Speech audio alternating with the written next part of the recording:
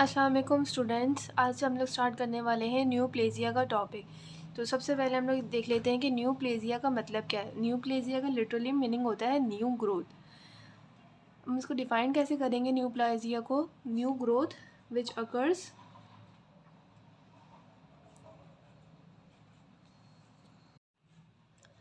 New growth without the stimulation of growth factors.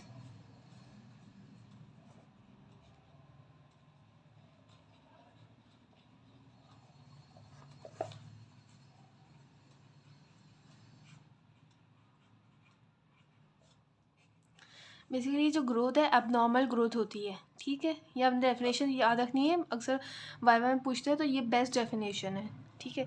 न्यूप्लाजिया को tumour भी कहा जाता है, sometimes it refer to as tumour. और स्टडी ऑफ ट्यूमर को हम लोग कहते हैं oncology. Study of tumour is called as oncology,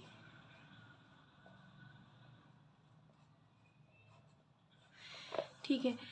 अब हम लोग बात कर लेते हैं एक ट्यूमर के बेसिकली दो बेसिक कंपोनेंट्स होते हैं।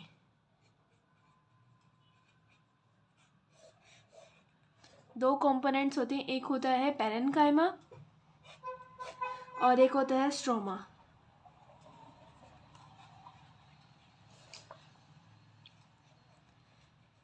पैरेन्काइमा जो है ना, वो बना हुआ होता है न्यूप्लास्टिक सेल्स से, made up of neoplastic cells या ट्रांसफॉर्म सेल्स जो कि नॉर्मल ना हो, ठीक है। जबकि जो स्ट्रोमा होता है, आपको पता है स्ट्रोमा जो है सपोर्टिंग टिश्यू होता है, ये होस्ट डिराइव होता है और ये नॉन न्यूप्लास्टिक होता है। नॉन न्यूप्लास्टिक होता है। बेसिकली ये मेड किस किस से चीज़ों से मिलके बनता है? It is made up of connective tissue, ये सीटी लिख रही हूँ यहाँ पे मैं, connective tissue, blood vessels and host derived inflammatory cells.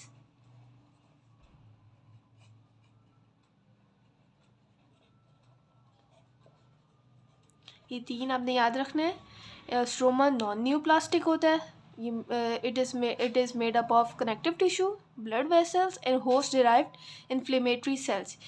ये हर ट्यूमर के अंदर दो पार्ट है, पैरेन्काइमा एंड द स्ट्रोमा, ठीक है। अगर अब हम लोग फर्दर बात करते हैं कि पैरेन्काइमा जो है क्या करता है। बेसिकली ये जो पैरेन्काइमा होता है, ये बायोलॉजिकल एक्टिविटी बिहेवियर शो करता है, biological behaviour of the cell, जिसकी वजह से ये बायोलॉजिकल बिहेवियर अपना शो करते हैं, जिसकी वजह से हमें ये आसानी हो जाती है ये बिनाइन है या मैलिग्नेंट। इसकी हम फर्दर बात करते हैं अभी। और स्ट्रोमा भी कुछ हद तक लीस्टली कह सकते हैं कि बताता है कि हमें कौन सी टाइप है, लेकिन ज़्यादातर ये किस लिए काम आता है, ये स्ट्रोमा जो है ये ज़रूरी होता है इस पैरेन्काइमा की ग्रोथ के लिए, ठीक है। क्योंकि इसमें ब्लड वेसल्स होती हैं, से न्यूट्रिएंट्स वगैरह इनको मिलते हैं, इसलिए growth of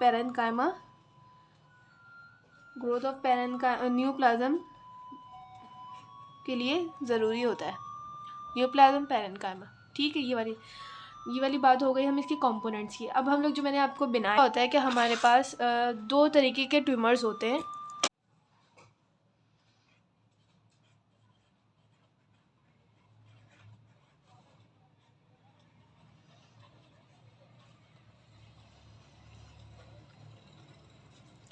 benign tumors and the malignant tumors।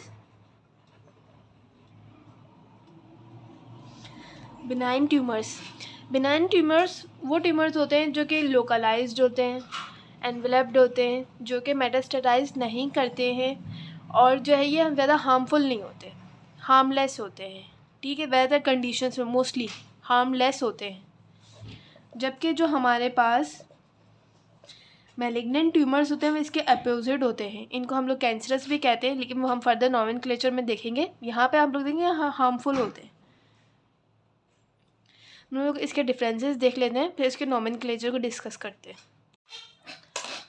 Let's suppose अब हम लोग बिनाइन ट्यूमर और मैलिग्नेंट ट्यूमर के डिफरेंसेस देख लेते हैं। इसके कुछ मैक्रोस्कोपिक होते हैं डिफरेंसेस और माइक्रोस्कोपिक होते हैं। मैक्रोस्कोपिक सिर्फ 3 होते हैं, वो हम देखते लेते हैं। सबसे पहले हम बात करेंगे कैप्सुलेशन के ऊपर। बिनाइन ट्यूमर्स जो होते हैं वो कैप्सुलेटेड होते हैं, मतलब कि जैसे कि देखें, लेट्स सपोज कि ये हमारे पास एक ट्यूमर है, इसके इर्द गिर्द एक बाउंड्री टाइप बनी होगी, कैप्सुलेटेड होते हैं, इसके अंदर ये ट्यूमर्स प्रेजेंट होते हैं। कौन सी वाली की बात कर रही हूँ मैं? बिनाइन ट्यूमर की बात कर रही हूँ, ठीक है, कैप्सुलेटेड होते हैं। जबकि अगर हम लोग बात करें मैलिग्नेंट वाले की, मैलिग्नेंट ट्यूमर की, इसके सेल्स जो हैं इरेगुलरली प्लेस्ड होते हैं और कोई सर्कमसाइज नहीं होते। शेप भी अजीब से होती है लेकिन सर्कमसाइज नहीं होते। नो कैप्सूल, इधर उधर निकल रहे होते, ठीक है। पहला डिफरेंस तो हो गया हमारे पास कैप्सुलेशन, कैप्सुलेटेड है और ये अनकैप्सुलेटेड है, ठीक है। अब हम इसकी बाउंड्रीज़ की बात कर लेते हैं। जैसा कि हमने यहाँ पे देखा था, इसकी बाउंड्रीज़ बिनाइन वाली की सर्कमसाइज्ड है, वेल सर्कमसाइज्ड है, एकदम पूरी प्रॉपर दिख रही, जबकि इसकी कोई बाउंड्री ही नहीं है, पूर्ली सर्कमसाइज, कहीं भी निकल रहे हैं। बाउंड्रीज आर वेल सर्कमसाइज्ड, पुअरली सर्कमसाइज्ड, ठीक है। अब हम बात कर लेते हैं सराउंडिंग टिश्यूज़ की, जो इस ट्यूमर के सराउंडिंग टिश्यूज़ पे प्रेजेंट होती है। लेट्स सपोज कि हम इसके एक एग्जांपल ऐसे लेंगे सराउंडिंग टिश्यूज़ पे कैसे अफेक्ट करेंगे। ये एक हमारे पास बैग है और हम लोग कहीं पिकनिक वगैरह पे या कहीं आउट ऑफ टाउन जा रहे हैं, तो हमारे पास नंबर ऑफ क्लोथ्स हैं, दिस इज़ अ क्लोथ्स, इसको हमें इनमें डालना है। ये सब डल गए हैं लेकिन फिर भी एक एक्स्ट्रा बच गया जिसमें इसकी जगह नहीं है बैग में, फिर भी हम लोग इसको ज़बरदस्ती इस बैग में डाल रहे हैं। जब हम ये जो है एक्स्ट्रा क्लोथ इस बैग में डालेंगे तो बाकी जो है कपड़ों पे क्या फ़र्क पड़ेगा? वो कंप्रेस होंगे लेकिन अंदर चले जाएगा कपड़ा, इससे हमारा बैग पैक हो जाएगा। इसी तरह अगर हम लोग बात करें टिश्यूज़ में बिनाइन ट्यूमर की, लेट्स सपोज ये एक टिश्यू है। बिनाइन ट्यूमर क्या करता है, ये ट्यूमर है, ये पूरे टिश्यू को कंप्रेस कर देता है, ठीक है, टिश्यूज़ को कंप्रेस कर देता है। तो हम इसके क्या कहेंगे, सराउंडिंग टिश्यूज़ में कंप्रेस करते हैं। जबकि जो मैलिग्नेंट वाला ट्यूमर होता है वो क्या करता है, वो अंदर इन्वेड कर जाता है उस टिश्यू के अंदर। मैलिग्नेंट वाला वैसे ही पड़ा रहेगा जैसे वो था, लेकिन बाकी उसके जो सराउंडिंग टिश्यूज़ हैं वो कंप्रेस हो जाएंगे। जबकि मैलिग्नेंट वाले में क्या होता है कि मैलिग्नेंट ट्यूमर जो है इन्वेड कर जाता है टिश्यूज़ में, मतलब कर देता है, ठीक है। सपोज सराउंडिंग टिश्यूज़ कंप्रेस्ड होंगे और इसमें इन्वेजन हो जाएगी।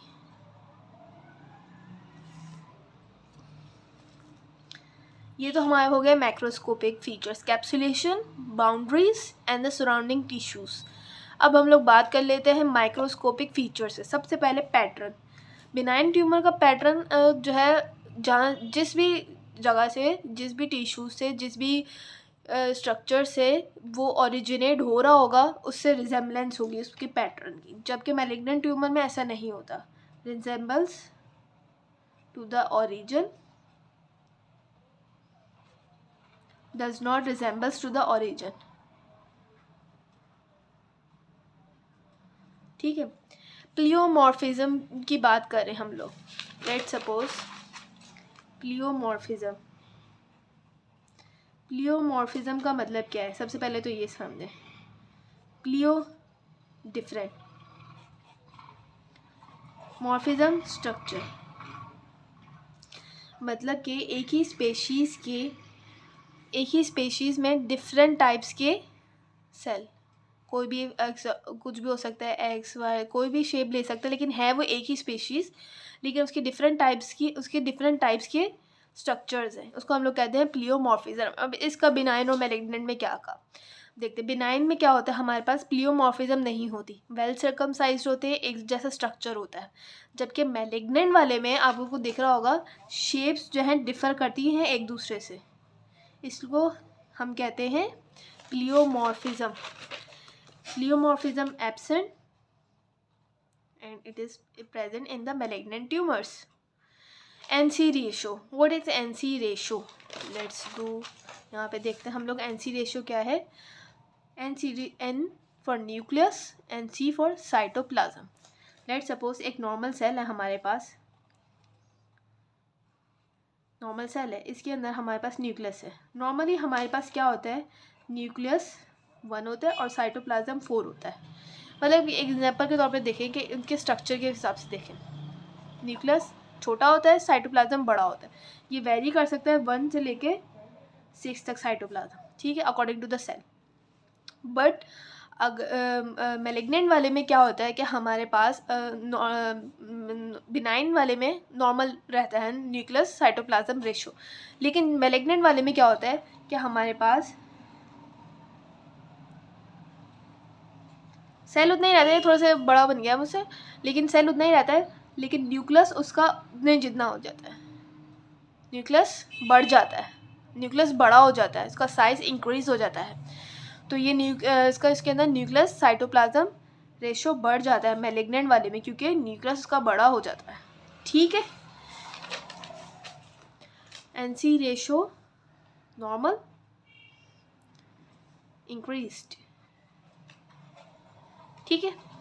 अब इंक्रीज़ हुआ है, जाहिर सी बात है, मतलब कि हमने कहा न्यूक्लियस बढ़ा हुआ है, तो न्यूक्लियस जब बड़ा होगा, उसका साइज बढ़ेगा, तो उसमें क्रोमेटिन भी बढ़ेगा, हाइपरक्रोमेटिनिज्म इंक्रीज, ये उतना ही रहेगा ऑफ कोर्स, क्योंकि इसके NC रेशो पे कोई फ़र्क नहीं पड़ा है, ना ही कम हुआ है नहीं कम, तो ये नॉर्मल रहेगा। माइटोसिस की बात कर लेते हैं। माइटोसिस बेसिकली हमारे पास 2 तरह की माइटोसिस होती हैं। एक माइटोसिस होती है टिपिकल और एटिपिकल, इसको भी हम लोग देख लेते हैं। कहाँ जगह, नेक्स्ट पेज पे देखते हैं।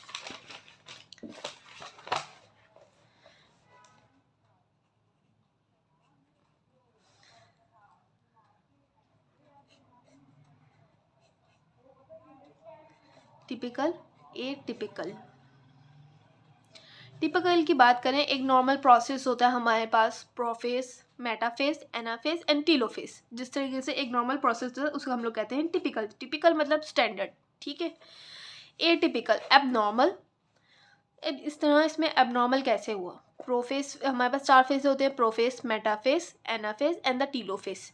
बेसिकली इसमें गड़बड़ कहाँ आती है, मेटाफेस में। हमारे पास नॉर्मली मेटाफेस में क्या हो रहा होता है कि जो क्रोमोसोम्स हैं हमारे पास, वो एक इमेजिनरी लाइन पे आके, इमेजिनरी लाइन बना के बन रहे होते हैं, अटैच हो रहे होते हैं, और ये सेंट्रोसोम होता है, स्पिंडल फाइबर्स होते हैं, इस तरीके से, ये नॉर्मल है। But in atypical conditions what happens, the cell, इसके आपने देखा 2 पोल्स हैं, सेंट्रोसोम के 2 पोल्स हैं, लेकिन यहाँ पे ट्राइपोलर मेटोसिस होती है, डिफरेंट पोल्स बन जाते हैं मेटास्टेसिस में, और कोई इमेजिनरी लाइन ऐसे प्रॉपर नहीं बन रही होती, और इसके जो डॉटर सेल्स बनते हैं वो हमारे पास, उनके पास एक जैसा जेनेटिक मटेरियल नहीं होता, जबकि जो नॉर्मल में हमारे पास 2 सेल्स, डॉटर सेल्स बन रहे होते हैं, उसमें एक जैसा जेनेटिक मटेरियल होता है, मतलब सेम जेनेटिक मटेरियल होता है, equal amount of genetic material. But इसमें हमारे पास जेनेटिक मटेरियल इक्वल नहीं होता, सही है। इसमें ट्राइपोल बनता है हमारे पास, मेटाफेस, इसलिए हम लोग इसको कहते हैं एटिपिकल। अब हम लोग बिनाइन और मैलिग्नेंट में देखते हैं व्हाट हैपेंस। माइटोसिस कभी कभी प्रेजेंट होती है, लेकिन हमेशा टिपिकल होती है, कभी प्रेजेंट होती है, मे प्रेजेंट, बट ऑलवेज टिपिकल, ठीक है, टाई लिख दिया, आप लोग समझ देगा, टिपिकल, स्टैंडर्ड। इसमें जो है एटिपिकल माइटोसिस होती है, बताने का मतलब ही यही था, टिपिकल और एटिपिकल माइटोसिस का। इसमें माइटोसिस होती है, लेकिन एटिपिकल माइटोसिस होती है, एबनॉर्मल होती है, ठीक है। ग्रोथ रेट देख लेते हैं, ये जो है बहुत स्लोली ग्रो करता है, बिनाइन ट्यूमर थोड़ा थोड़ा बहुत टाइम लेता है, जबकि जो मैलिग्नेंट ट्यूमर है उसकी growth rate fast, rapid and the fast growth rate, क्योंकि जल्दी इन्वेड कर जाता है इस वजह से।